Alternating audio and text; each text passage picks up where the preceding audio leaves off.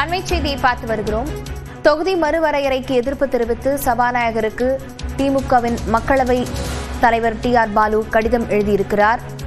தொகுதி மறுவரையறைக்கு எதிர்ப்பு தெரிவித்து சபாநாயகர் ஓம் பிர்லாவுக்கு மக்களவை திமுக குழு தலைவர் TR பாலு கடிதம் எழுதியிருக்கிறார். இதுகுறித்த விவரங்களுடன் செய்தியாளர் சுசித்ரா இணைந்திருக்கிறார்.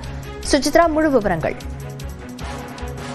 தொகுதி மறுவரையறை மசோதாக்கள் இன்று நாடாளுமன்றத்தில் அறிமுகம் செய்து விவாதம் நடைபெறவிருக்கும் நிலையில் தற்பொழுது மக்களவை சபாநாயகர் ஓம் பிர்லாவிற்கு திமுகவினுடைய மக்களவை குழு தலைவர் TR பாலு கடிதம் எழுதியுள்ளார். அதில் கூட்டாட்சிக்கும் அரசு சாசன அடிப்படைக்கும் எதிரான மசோதாவை தாக்கல் செய்வதற்கு திமுக கடுமையாக எதிர்ப்பு தெரிவிப்பதாக அந்த கடிதத்தில் அவர் குறிப்பிட்டுள்ளது இங்கு முக்கியமாக பார்க்கப்படுகிறது. 11 மணிக்கு தொடங்க உள்ள மக்களவையினுடைய அந்த ஒரு சிறப்பு அலுவல் கூட்டத்தில் இந்த தொகுதி மறுவரையறை மசோதா தொடர்பான 3 மசோதாக்கள் விவாதத்திற்காக எடுத்துக் கொள்ளப்படும். அதற்காக கடுமையான ஒரு எதிர்ப்பை திமுக முன்வைத்து வரும் நிலையில் இந்த ஒரு கடிதத்தை மக்களவை சபாநாயகருக்கு அவர் எழுதியுள்ளது மிக முக்கியமாக பார்க்கப்படுது. இது மட்டுமல்லாமல் இந்த தொகுதி மறுவரையறை மசோதாவை நாடாளுமன்றத்தில் தாக்கல் செய்வதற்கு எதிர்ப்பு தெரிவித்து திமுகவினுடைய நாடாளுமன்ற குழு தலைவர் கனிமொழியும் நோட்டீஸை மக்களவையில் வழங்கியுள்ளது மிக முக்கியமாக பார்க்கப்படுகிறது.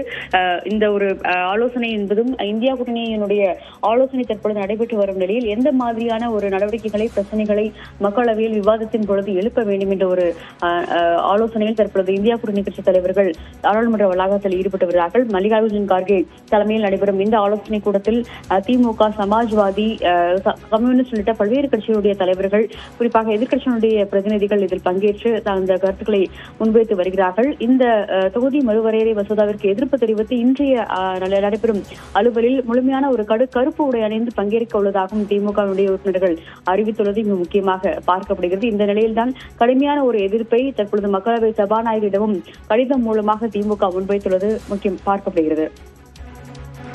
விவரங்களுக்கு நன்றி சுசித்ரா.